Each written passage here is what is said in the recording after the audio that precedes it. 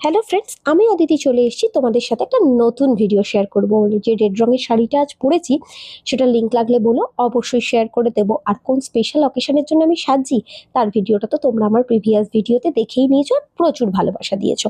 তবে তোমাদেরকে আজকে আমি আমার জীবনের একটা গল্প শেয়ার করব। যদি ভালো লেগে থাকে তবে নিশ্চয়ই একটা কমেন্ট করে যাও। আমার স্বপ্নটা ছিল অনেক আগের, যেটা আমি ছোট্ট থেকে দেখতাম যে আমার বাবার এটা, আমার হাজবেন্ডের এটা, এটা ওর থেকে নেওয়া, এটা ওর বাড়ি, এরকম নয়। আমি আমার নিজের জন্য কিছু করব, মানে মেয়ে হয়ে জন্মেছি মানেই সবটাই পরের ওপর ডিপেন্ড, এটা নয়।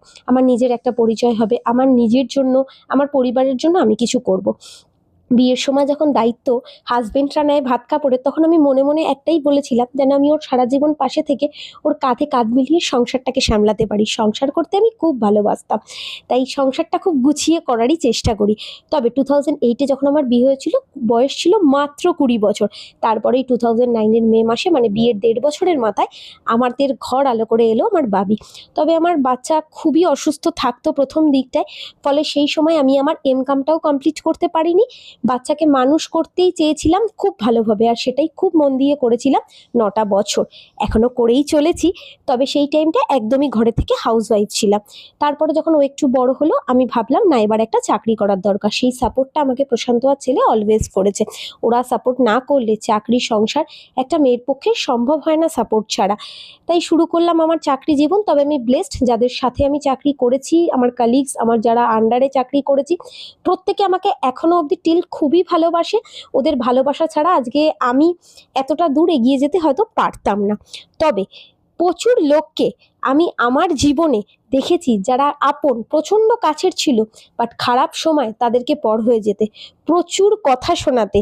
মানে তখন আমার মনে হয়েছিল আপনের চেয়ে হয়তো পরই ভালো, পরের চেয়ে জঙ্গল।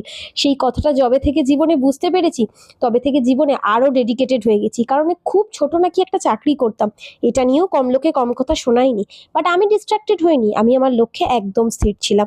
তাই যতই ওঠাপড়া আসুক জীবনে, আমরা দুজনে হাজবেন্ড ওয়াইফ প্রমিস করেছিলাম হাতে হাত রেখে সবটা উতরাতেই হবে। জীবন তো মানেই উত্থান পতন। তবে যাদের কথা না বললে ভিডিওটা ইনকমপ্লিট, সেটা হচ্ছে আমার বাবা মা। জীবনে যত খারাপ সময়ই আমাদের এসছে, তারা বটগাছের মতন দাঁড়িয়ে থেকেছে আমাদের মাথার ওপর। চাইবো সারা জীবন তারা আমাদের এইভাবেই আগলে রাখুক, আলাদা করে তাদেরকে আর ধন্যবাদ জানানোর নেই। আর ঈশ্বর, তাকে আর আলাদা করে কি বলবো, সে আছে বলেই আচ্ছা আমরা রয়েছি, আমরা এইভাবে থাকতে পারছি। শুধু একটাই কামনা, জীবনে যত উত্থান পতনই আসুক, এইভাবে আমাদেরকে আগলে রেখো। চলো, তোমাদের সাথে গল্পটা শেয়ার করতে করতে আমি একদম রেডি হয়ে গেছি। গল্পটা রিয়েল ছিল। যদি আরও কিছু গল্প শুনতে চাও আমাকে কমেন্ট করো। আমি